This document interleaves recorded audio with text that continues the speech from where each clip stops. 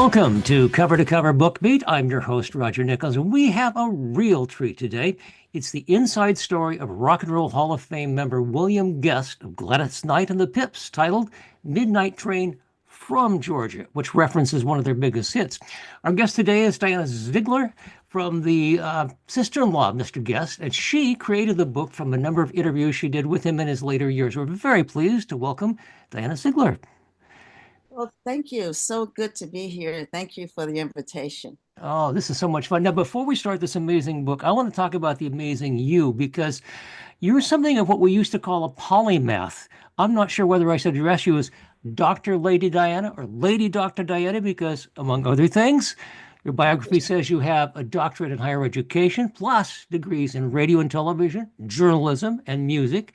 That you've been knighted, worked for three governors. You've been a journalist, ad copywriter, radio producer, founder of your own company, 35 years professor, administrator, member of numerous boards, produced over 100 videos, written four other books, written more than $6.5 million in grants, and as a songwriter, wrote Time Moves On for the New Jersey soul funk disco band Strut, which went to #1 on the disco charts in 1976. So, time moves on, but I think about you, but I think about you.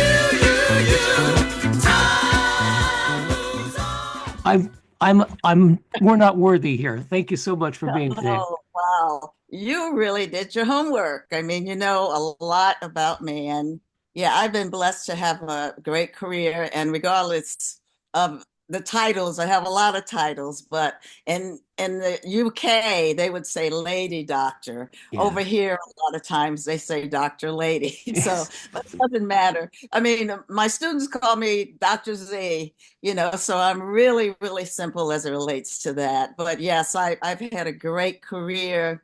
And I was knighted in 2008 by the Sovereign Order of the Knights of Justice in Cambridge. I used to do a lot of presentations, at Oxford and Cambridge, because you never know how they select you or why they select you. The only thing I can guess in my conversations with the Grand Chancellor, I was an early adopter of technology. My dissertation was like the second in the country on technology and education. So I was doing a lot of presentations over the years besides journalism and technology. So I think that that's what may have caught their attention. You never know. I just know I got a call after I did a presentation at Oxford, and there was a Sir Gary who was also doing a presentation. So I think that's how they got to know me. Who knows how I will get some feedback because of you. Oh, well, one never knows. I will. I think what happened is you made the mistake of demonstrating competence, and they picked up on that. So there you go. Um, so, as I understand it, I love the book. William Guest married your sister, Patricia, and in your interview, you have him chronicle the whole history of the group from their church debut back in '52 to 4 decades through the Hall of Fame, through their splits, the reunions, etc. Some of the things that he reveals are quite personal. Was it hard to get him to talk about some of that stuff? I've been his little sister, and you see in the book, he called me Little Dada since I was 11 years old. Yeah, So I lived the story. yeah, So part of it was my witnessing, and the other part was telling the story. And my brother-in-law was quite a talker. I don't know if you ever met them back in the day, yeah. but he was quite a personality. So I didn't have a problem getting him to talk. The biggest problem I had was going through all of the tapes, because he would tell the stories over and over and over again in different ways, and to try, it was like putting a puzzle together. But because I knew him since I was such a little child, it was not that difficult to capture. The pressure I felt was just telling this genuine story of this iconic group that had a coming to age story, you Hmm. know, as well as then going into, the heights of celebrity, and also the falls of Yes. celebrity and the ins and outs. So trying to capture all of that, but to be caring, I mean, this was a labor of love. So the most important thing was to make sure I delivered his story in the right light. Right. Did you do have to do, well, you obviously had to do a lot of editing to put this together, but did you say, oh, this is the best version of that story? I'll use that one. Is that how you did that? Um, and again, remember I lived it, so I also heard them coming up. Yeah. So I kind of when he was also good at sort of coloring things in a little bit. Yeah. So I would look at or listen to all of the stories and take the lines that thread it together well Hmm. and then piece it together like that, because sometimes it would go off on a tangent here, go off on a tangent there. But again, since I'd heard them several times and lived them, I mean, we became one family. So from 11 years old, I knew his family, in Georgia. They knew my family. They slept on the couch, so on and so forth. So, and he was a great, great storyteller, besides also being a great songwriter. I just want to mention the fact that you had music around you everywhere you turned. Isn't your father head of a gospel group? Yes, my father was the lead singer of the Morning Doves gospel quartet, and he was also a 33 degree Mason. So one of the things I didn't talk about in this book, but like I went to those dances as a little kid because I was the youngest child. They couldn't leave me home. So we were a family who danced together. We loved to dance. So it was nothing that they may come home in the evening, put on those 45s, Yes. and spend those 45 records and they would sometimes they probably call it child abuse now, wake us up and say, come on, let's dance. And we as a family would just dance together. And my sister and I studied dance. In fact, we in New York at that time, you got a lot of your arts through the community centers. Mhm. And Menasek Community Center was also where Debbie Allen around that time, where she grew up. So we were taking dance there. My sister really was a great dancer. In fact, my sister and I won the dance contest, the twist contest at the Apollo Theater. She won Ooh. for the older, and I won for the younger. And it just so happens during those days, the Marvelettes, Gladys Knight and the Pips, they were on the show. So we had people rooting from us behind stage and people rooting for us in the audience. So it was a wonderful time to grow up in music. I mean, I still love the 50s. My sister went to school my sister and brother went to school with Frankie and Louis Lyman. Oh my. Yeah. Yes, yes, Stitt Junior High School. They had me in Catholic school, so I was singing a kind of tune. Oh, you that is so amazing. know. And somewhere, I think it's one of the people that did a blurb for the book that mentioned that your brother-in-law was the best dancer of the group. Yes, that was one of the Marvelettes. Hmm. We called her Cat, but Catherine Schaefer. She was one of the Marvelettes. Mr. Postman, Yeah. I know you remember Mr. Postman, and yes, and I would say Charlie Atkins, who Mhm. taught them the steps. Charlie Atkins was from the Honeycomb. Charlie Atkins. They were tap dancers in the 40s, and when they left Bobby Robinson, Marguerite Mays, the wife of Willie Mays, was, the great basketball player, became their second manager when they came to New York. So she really found Charlie Atkins to polish up their act. There's a chapter in the book that's called Polishing Up the Act. Yeah. And Charlie used to give them a can and a pencil and just have them tapping on the rhythm. If you just think about tap dancing and just tapping, tapping, tapping. And, they thought it was crazy at first, but then he would change those rhythms and the beats into dance routines. And see, I don't think what a lot of people don't know is Charlie Atkins came with them to Motown.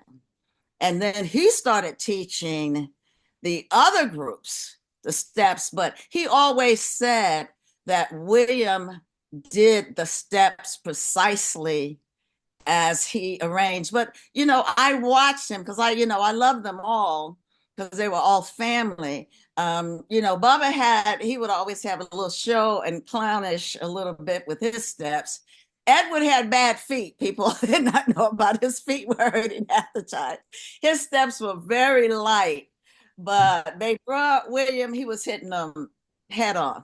Yeah. Fascinating stuff. We want to also mention about Margaret Mays was before she was married to Willie Mays, she was married to Bill Kenny of the Ink Spots. So Right. you've been hanging around music royalty for a long time, I can tell. Right. I mean, when I tell, people again, I was 11 years old. And then, by the time they got married, I was like, 15 or so. So we were riding, in limousines, we were going to the Waldorf where they were performing. We were meeting all of these great people backstage. But again, when you're coming up in this, you know, to me, it was music and dancing. Mhm. You weren't thinking about, this person. Well, they weren't those giants at that time. But yeah, they became such giants. I mean, I saw my mother and father used to take us to the Apollo all the time. Mhm. We sat in the right box seat on the right every time. And so we learned, and we would stay for amateur hour Mhm. because they loved entertainment. So we saw a lot of performers, and then young people who just had that dream to perform in the amateur nights. And that was a big thing with the horns and getting them, pulling them off the stage and everything. That was so entertaining. So yeah, all of the people that we met. I mean, the BB Kings, like they were on the road with BB, and I used to hang out with BB's son and stuff like that. All of the folks. I mean, even when I go to Detroit now, I was there for Christmas. Deborah Stubbs, the daughter of Levi Stubbs, leader of the Four Yeah. Tops. Yeah. I mean, they're all in the same church, and in fact, she loves the book too. And I always see Deborah when I go home, and we talk about that. So we are still together. I mean, Catherine Schaefer, the novelette, she passed just before the book came Mhm. out. But her daughter and the family, they're still, and my nieces and nephews, they still all hang out together. That is wonderful. You mentioned the church, and the church has a big influence on all kinds of people's life. I mean, the number of people who started singing in the church, and not just Aretha black folks, but Franklin, yeah, Whitney Houston. yeah, yeah. That and that's what I mean by a coming of age. Just I've been around music all of my life, but my brother-in-law would tell you that he was singing and dancing in the womb because his mother, his uncle, grandmother, Mama Tilly, they all sang and played music. So, the book starts off talking about that, the family in the country and them on the back porch playing music and singing, and how the neighbors would just come to listen to the guest family play the music and entertain them. And he talks about Mama Tilly, his grandmother, taught him how to sing harmony while she was Wonderful. cooking in the kitchen. So he was hanging around that. So and that was at a little boy before he can even start school. So by the time they got to school, they were already singing. And then because Margaret Guest, his mother, she was a secretary of the church. So they were in church a lot. Yeah. So they got put into the youth choir, and Gladys and Bubba and their sister Bryn, because we'll get to talk about the original Pips in a minute Yep. after that, Yep. also sang in the youth choir. My Margaret and Mr. Knight. Mr. Knight was a good singer. They all sang in the adult choir. Hmm. So coming through the church, they were singing in church from little kids, but by the time they got to my brother-in-law and his sister Eleanor, by the time they got to elementary school, and a teacher in the third and fourth grade just gave them an instrument, he started playing the saxophone, and Eleanor started playing on. They just, because of hearing that music and sort of that just innate ability, they just picked up the instruments and started playing. So they were playing instruments in elementary school and singing in the choir. And how the group got started, again, the Knights and the Guests, they were related. So Bubba's 10th birthday party, they have a party. They don't have a record player though. That's when, the little record players Little and suitcase record player with a handle on it. Yep.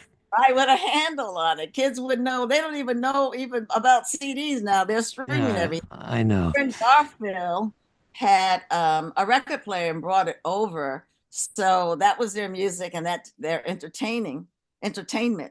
But he had to leave early. So they just started singing among themselves. And that was Bubba, Eleanor, my brother-in-law's sister, Brenda Knight, Gladys, other sister, Bubba and Gladys.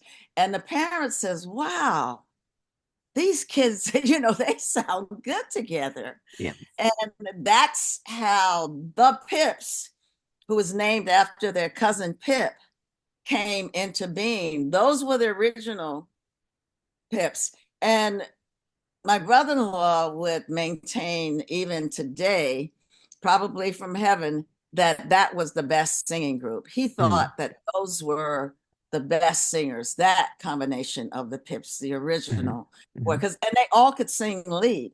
How it became Gladys Knight and the Pips is because someone, back in the day, how they used to just take your little stuff.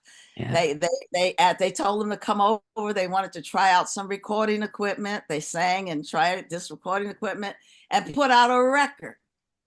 And my brother-in-law was walking down the street, and all of a sudden he hears their record on coming out of the radio shop. And I mean the record shop, when they were really big. Yeah. And that's how they found out and ended up they didn't have the insight and the stuff what to do now. But by the time they got to the record, it went kind of big, and they got calls from different people, and Bobby Robinson got in touch with a DJ who got in touch with them and talked them into coming to New York. And they wanted to record the record over again. But to distinguish between the two, they had to call one the Pips, one Gladys Knight and the Pips. That's how Gladys got out front. That's what they decided to do. They decided everything as a group. They prayed together, they split everything. But that's how it became Gladys Knight and the Pips, because it was just the Pips originally. One of the things, of course, you just mentioned that incident, and later on they went with Mr. Robinson and then with another person. They got ripped off pretty badly back in the day, and that was the norm, unfortunately. I mean, you mentioned my song "Time Moves On" Strut. I had a number one song, but I witnessed boxes of my songs being carried out of the record company. You couldn't do. I mean, you didn't even know back then. I mean, I was, a young person. It was like you were just hearing your music, and wow, that was exciting. I didn't ask where they were going. Hmm. They were going to be distributed, but they were being, sold to the back door and the payola, all of that stuff. Yeah. Very, very big in the day. And a lot of artists got ripped off. A lot of artists still didn't get their due who are back there. I Yeah. even think about, Dionne Warwick just got inducted in the Rock and Roll Hall of Fame, I think a year or so ago. Yeah, you're right. Yeah. I mean, she came up with them. they got inducted in '89, and and just in my opinion, Dion should have gone a lot Yep. quicker Yep. than that. But there were a lot of things that were going on back there in those days that you didn't have any control over. You didn't really know, and I think that a lot of artists were, coming in because that was the glory days of the 50s and 60s. By the time the 60s and 70s, that was the golden age of music, for me. And so they kind of they by the time they got to Motown and with the Marguerite Mays really helped them a Hmm. lot, taught them a lot, got them away from, she even moved them out to the islands on Long Island so they would not be, in the city in Harlem where all kinds of things, because, I always call them sort of like an apple pie group. It wasn't a whole lot of scandal, any of that stuff, but she really polished them up. Although, I would contend that they had the baseline home training in the first place and the spiritual foundation. Hmm. And then by the time they got to Motown, they knew a little bit about being ripped off. And while Barry Gordy put out a lot of hits, he put a lot in his pocket too. Yeah. Yeah. It did. It did indeed. I'm just curious, do you ever get any royalties from the songs that you wrote? you know, um, as time moves on, I went and went to graduate school, and I don't know how many years. Is it 50 years? I I've thought about it over the years of going, and but Brunswick, I was on Brunswick Records, Hmm. and I think that they're underwater somewhere, Yeah. but when my career changed, because I hopped back into school basically when the group sort of broke up because I was Hmm. running the company. And again, young and not thinking about those things, because I was getting royalties for Time Moves On. But again, a lot of and I had half publishing, and I don't know Benny Clark, if that name is familiar, but Benny It's a new one. Clark, because we were co-producers of the album. He did a lot of things, and boy, if he could arrange strings, I mean, Time Moves On has some heck of a strings, great string arrangement. Yeah, so I know that I left some money on the shelf, but I think that you only have so many years Hmm. that you can get it. Yeah. Yeah. It's interesting. Well, I should also mention that song has an amazing organ solo in the middle of it that just reminds me of Booker T. It actually does, very much so. So, Yeah, yeah. yeah, it does. It does. Okay. I'm bouncing all over the place, but I want to ask about your non-standard spelling of your name because you changed it.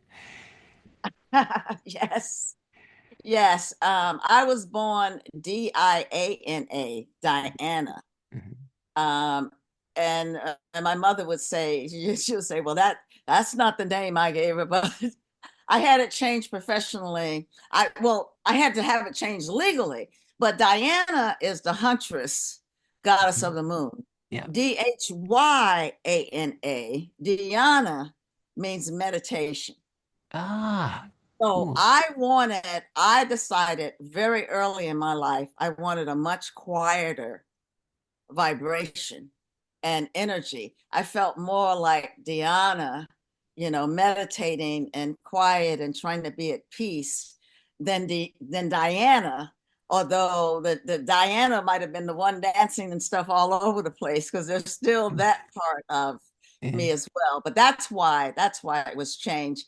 And back in say, maybe about 15 years ago, I was in Europe and I still had the passport that said DIANA, and I was coming back, but I tell you, knighthood saved me Oh, because I had my ticket Diana, but they wasn't going to let me back in the country. They weren't, but they told me just when you get back, you need to change the your spelling passport. back legally, Yeah. and to the court. And it's so funny because when I did it, the judge said, from Diana to Diana. He didn't see a difference, but it's just the I is changed to an HY. I like that. The reason I mention that is because my Roger is with a D. It's a non-standard spelling. So I'm a little bit Yes. more alert to people that do that. Um, what am I not asking that I should be asking you? There's got to be a question you want to answer that I haven't asked you yet. Well, I why did I write the book in the first place? That's a great question. Um, and this story hasn't been told. Hmm. Number one, everybody knows about the group, but they don't know about the journey. And again, even when I look at kids' stories, and I see the first part of this book, that's just a coming of age story. Absolutely. Young kids discovering not only music but discovering themselves. So it's not only about the business. It is a time that life was simple, and the birds meant something when you heard them, and the various, just playing outside and doing things together, as a family, and not just looking at gadgets. All of this, I think, is sort of important. And I know a lot of people are writing children's books now, but like the first three chapters, I would say it's almost like a children's book. Mhm. They grew and they went through changes. They did some of the things that teenagers do, some of the things that kids do in church and get in trouble, and your grandmother is rolling your eyes, Yeah. or the story, when he was a little boy, and he thought, because when the preacher was preaching and he saw his mother and everybody crying and shouting, he thought the preacher was doing something to them. So he ran up to church and got a rock and was going to defend his family, and walked to the front of the church so he hit the preacher. So, even things like that to show the personality. The other part is, from his perspective, he wanted to show his life as a symbol of where you can go, where your dreams can take you, as well as an example of some of the things to do and some of the things not to do. Absolutely. All So right. to leave Yeah. that legacy, yeah. Okay. Let me ask you this. What do you hope that the readers take away from the book when they close it? Well, I hope that they will take that this was a group that lived um, love, faith, family, and harmony. And I always say that harmony among them was more than just harmonizing their voices, it was a harmony of spirit. So, how family, faith, love can get you through a lot, and also how dreams can come true, and also how, even after those dreams, how you craft your life and you want to give something back. That's what he wanted to do. He wanted to give back and leave something worthy to share, not only his voice and his music, but his life. And you have done a magnificent job of pulling together all of his stuff. And I want to thank you so much for your patience with being with us today. Our Oh, guest, well, thank our you. guest today is, there, hold it up. There you go. Our guest today is Dhyana Ziegler, and it is Midnight Train from Georgia. Highly recommended. Excellent book. Thank you so much for being with us today. You, I appreciate it. Have a good day. All right.